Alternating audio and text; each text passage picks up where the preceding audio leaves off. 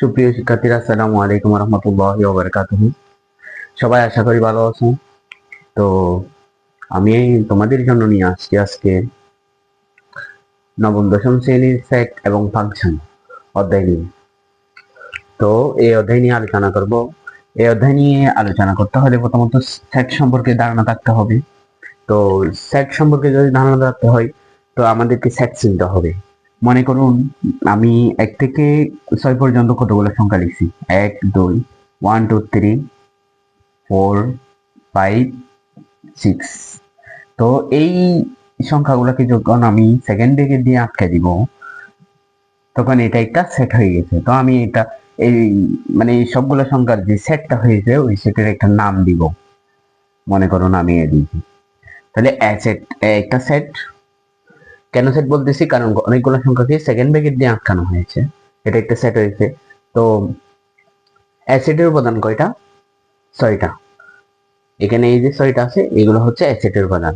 তো অ্যাসেটের উপাদান যে 6টা, এটাকে কিভাবে প্রকাশ করতে পারি আমি?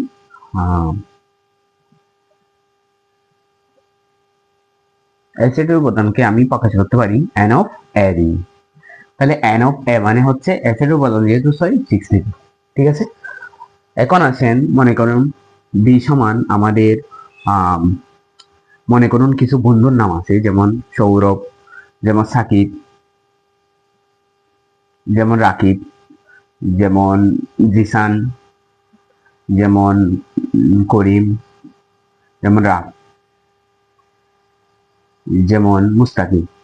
তো এখানে মনে করেন এখানে কয়েকজন বন্ধুর এটা একটা সেট। ঠিক আছে, আমি প্রথম অক্ষর দিয়ে প্রকাশ করছি আর কি। তো এখন বি সেটের উপাদান কয়টা? 5টা। এটাকে আমি সংক্ষেপে কিভাবে লিখতে পারি? এন অফ বি সমান 5। আশা করি বুঝতে পারছেন। তো আমাদেরকে অনেক সময় বলে এন অফ এ এবং N of B plus N of B সমান কত? অনেক সময় এগুলো উপাদান সংখ্যা দেওয়া থাকে, তোমাদেরকে এটা বের করতে বলে। তো কিভাবে বের করবা? আমাদের যেগুলো দেওয়া আছে ওগুলো দিয়ে বের করবো। এন অফ এ এর মান কত? 6 প্লাস এন অফ বি এর মান হচ্ছে 5। তাহলে কত হয়? 11। এটা হচ্ছে অ্যান্সার। আশা করি বুঝতে পারছো। এখন আসো, আরেকটা বিষয়ে ধারণা রাখা দরকার, সেটা হচ্ছে এই যে এলিমেন্ট নিয়ে।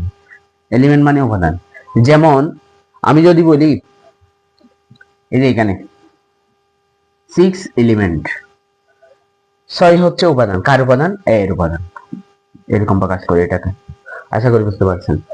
তো এখন আমি এটাকে কিভাবে প্রকাশ করবো? মানে 6 হচ্ছে এ এর উপাদান। যদি আমি বলি মনে করেন 8 এলিমেন্ট, এটা কি ঠিক বলছি? ঠিক বলি না। তাহলে আমি কি বলবো?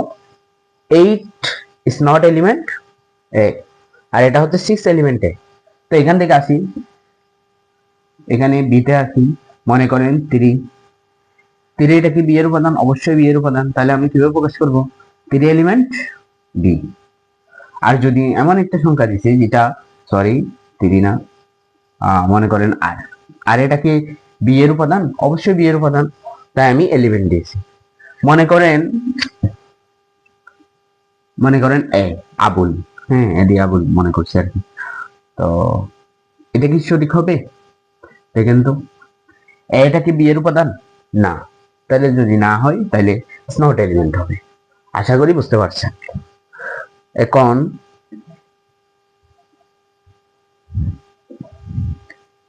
আশা করি এতটুকু বুঝতে পারছেন। এগুলো বেসিক বিষয়, বুঝছেন? এগুলো জানতে হবে, অঙ্ক করার জন্য জানতে হবে। এখানে সেট গঠনের, সেট প্রকাশের পদ্ধতি। সেট প্রকাশের পদ্ধতি। সেট মানে সেট কিভাবে প্রকাশ করি, এটা কয়েকটা পদ্ধতি দিয়েছে বিজ্ঞানীরা। যেমন 1 নম্বর পদ্ধতি হচ্ছে তালিকা পদ্ধতি। কি পদ্ধতি?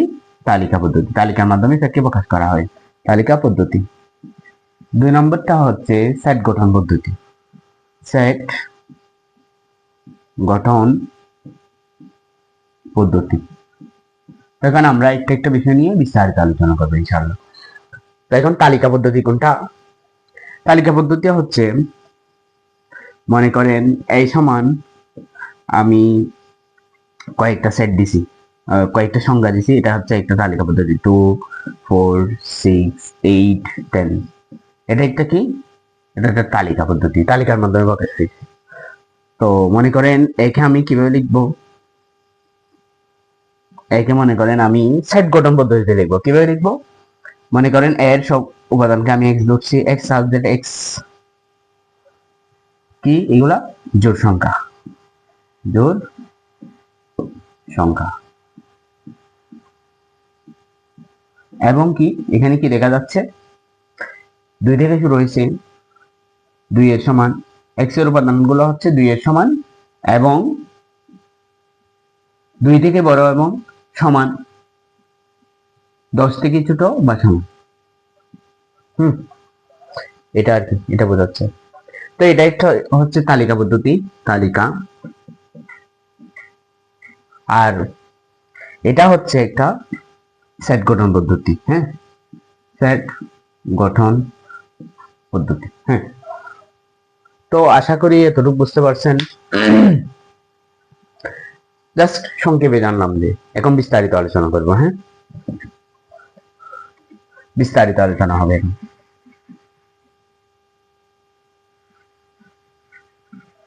এখন আমি কতগুলো ইয়া দিব, সেগুলোকে আপনারা ইয়া করবেন, ওই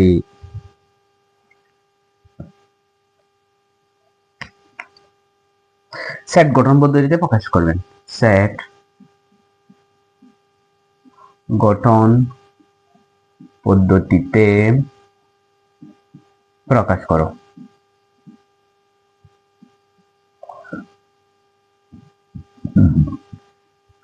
এখন আসেন 1 নম্বরে, আমি কতগুলো বইয়ের অঙ্ক সলভ করে দিচ্ছি আর কি, এতটুকু কেমন। 3 5 3 5 7 9 11। তো এই সংখ্যাগুলো দেওয়া আছে। এটা একটা সেটের নাম দিই আমি, হ্যাঁ সেট। এই সংখ্যাগুলো দেওয়া আছে আমাদেরকে, এগুলা কি সেট গঠন পদ্ধতিতে প্রকাশ করতে হবে। কিভাবে প্রকাশ করব দেখেন তো, এখানে কি দেখা যাচ্ছে, মনে করেন এর সবগুলো উপাদানকে আমি এক্স ধরবো, এক্স সাবজেক্ট এক্স কি দেখা যাচ্ছে 3 5 7 9 11। আমরা জেনে আসছি এগুলা বেজোড় সংখ্যা। তাহলে এক্স হচ্ছে কি সংখ্যা, বিজোড় সংখ্যা, বিজোড় সংখ্যা। এক্স হচ্ছে কি সংখ্যা, বিজোড় সংখ্যা। হ্যাঁ, বিজোড় সংখ্যা। এবং কি কি দেখা যাচ্ছে, আর দেখুন এই বিজোড় সংখ্যাগুলো 3 থেকে শুরু হয়েছে, 3 হচ্ছে এক্স এর সমান। এক্স থেকে এক্স এর মান 3 থেকে বড় বা সমান এবং 11 থেকে ছোট বা সমান। এটাই হচ্ছে অ্যান্সার। আশা করি বুঝতে পারছেন। 2 নম্বরটা দেখেন, 2 নম্বরটা মনে করেন আমাদের কি দিছে যে 1, মনে করেন এটাকে আমি বি দিই, 1 2 দেওয়া আছে, 1 2 3 4 5, সরি 5 9 6 আছে, 6 আছে, এরপরে মনে করেন 9 আছে, 12 আছে, তারপর আছে 18 আছে, 36 আছে। তো এই সংখ্যাগুলো দেওয়া আছে। তো এটা দেওয়া আছে তালিকা পদ্ধতিতে, আমাদেরকে নিতে হবে কোথায়, সেট গঠন পদ্ধতিতে নিতে হবে। তো কিভাবে নিব আমি, তাহলে লিখবো বি সমান, দেখেন তো এখানে কি দেখা যাচ্ছে, বি এর সবগুলো উপাদানকে কি ধরবো, এক্স ধরবো, সাবজেক্ট এক্স। এখন এক্স মানে কি দেখেন, 36 কে 1 দিয়ে ভাগ যায়, মানে 36 কে 1 দিয়ে ভাগ যায়, 36 কে 2 দিয়ে ভাগ যায়, 3 দিয়ে ভাগ যায়, 4 দিয়ে ভাগ যায়, 36 কে 6 দিয়ে ভাগ যায়, 9 দিয়ে ভাগ যায়, 12 দিয়ে ভাগ যায় এবং 36 কে 18 দিয়ে ভাগ যায়। তো কোন সংখ্যাকে যখন ভাগ যায় সেগুলো হচ্ছে কি গুণনীয়ক বোঝায়। তাহলে 36 এর গুণনীয়ক লিখবো আমরা, 36 এর গুণনীয়ক। আপনারা প্র্যাকটিস করতে করতে এগুলো চলে আসবে, সমস্যা নেই। গুণনীয়ক, তাহলে x সাবজেক্ট x 36 এর গুণনীয়ক। এবং কি দেখা যাচ্ছে এখানে আয়তন লিখলে হয়ে যাবে। তো এটাই কি সেট গঠন পদ্ধতি হয়ে গেছে। x সাবজেক্ট x 36 এর গুণনীয়ক। শেষ। 3 নম্বরে আসুন, 3 নম্বরে কি বলছে আমাদেরকে, সেটা হচ্ছে 8, 12, তারপর 16, 20, 24, 28, তারপর দেওয়া আছে 32, 36, 40, এতটুকু পর্যন্ত দেওয়া আছে। মনে করেন এটাকে আমি সি সেট ধরছি আর কি।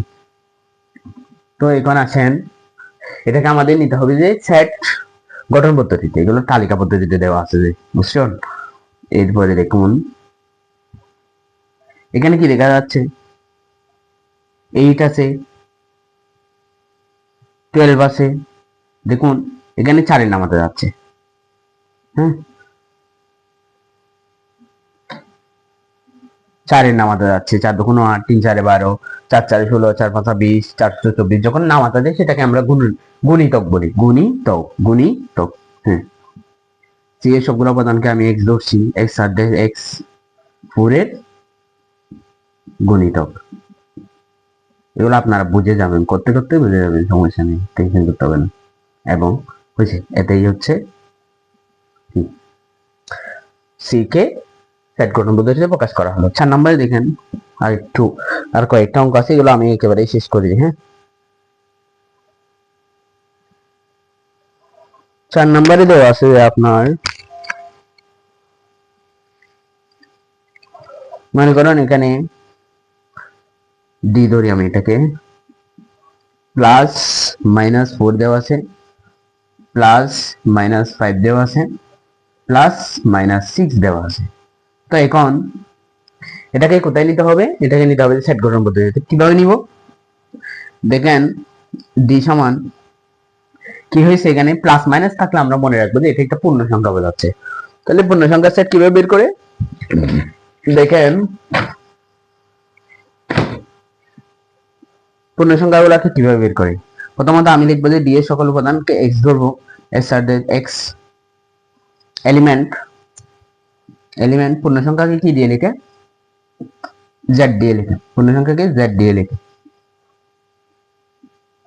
এখন x এলিমেন্ট z,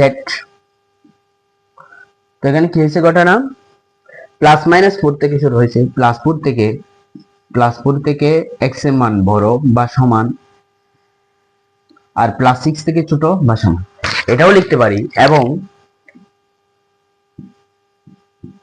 এবং কি হয়েছে আরেকটা, এই যে -6 থেকে x এর মানটা বড় এবং -4 থেকে x এর মানটা ছোট বা সমান।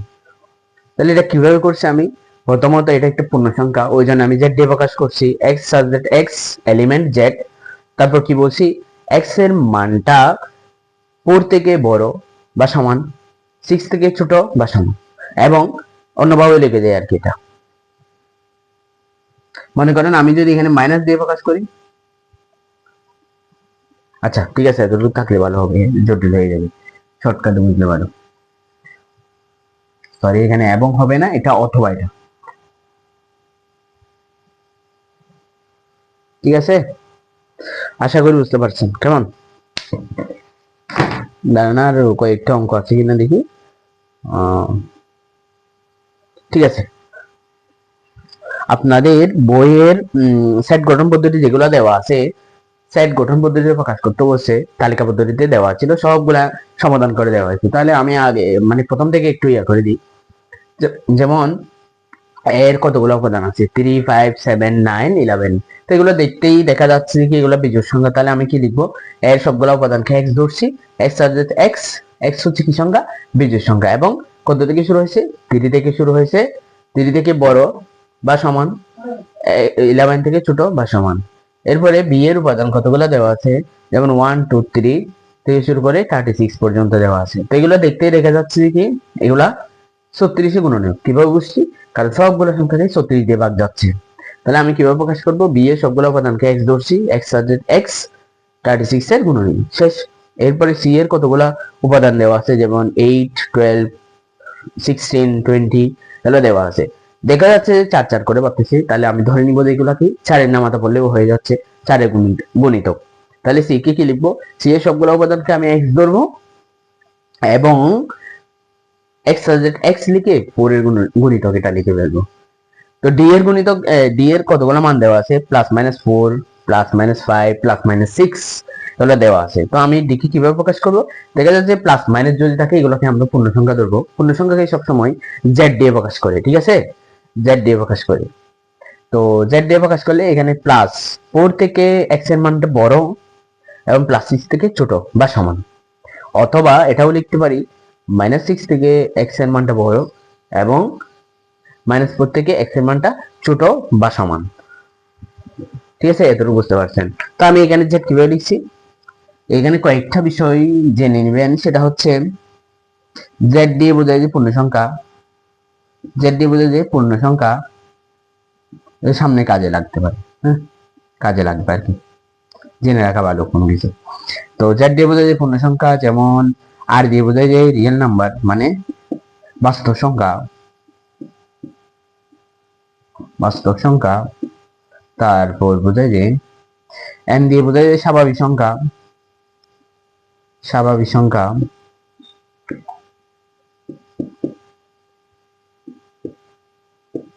এন দিয়ে বোঝায় যে কি, স্বাভাবিক সংখ্যা। তাই জানলে হবে, হ্যাঁ। তাহলে আজকে আমরা আলোচনা করছি সেট কিভাবে প্রকাশ করে, সেটকে কিভাবে প্রকাশ করতে হয়। তারপর আমরা আলোচনা করছি এলিমেন্টের মাধ্যমে কি বোঝানো হয়। তারপর আমরা আলোচনা করছি যে কোনো একটা উপাদানকে কিভাবে সংক্ষিপ্ত মানে কোনো একটা সেটের উপাদানকে কিভাবে সংক্ষেপে প্রকাশ করা হয়। তারপর আমরা জানছি যে কিভাবে সেট গঠন পদ্ধতি, সেট প্রকাশের পদ্ধতি কয়টা, দুইটা জানছি। একটা হচ্ছে তালিকা পদ্ধতি, একটা হচ্ছে সেট গঠন পদ্ধতি। তো আমরা সেট গঠন পদ্ধতিতে থাকলে কিভাবে তালিকা পদ্ধতিতে থাকলে কিভাবে সেট গঠন পদ্ধতিতে প্রকাশ করা হয় সেটাও জেনেছি, ঠিক আছে। তাহলে আজকের ক্লাস এতটুকু থাকুক। আমি বেসিক সহকারে এবং জেনারেল ম্যাথের অধ্যায় অনুশীলনী কয়েকটা অঙ্ক করে দেওয়ার চেষ্টা করছি। তো আপনারা একটু চর্চা করলে হয়ে যাবে ইনশাআল্লাহ। আসসালামু আলাইকুম ওয়া রাহমাতুল্লাহি ওয়া বারাকাতুহু।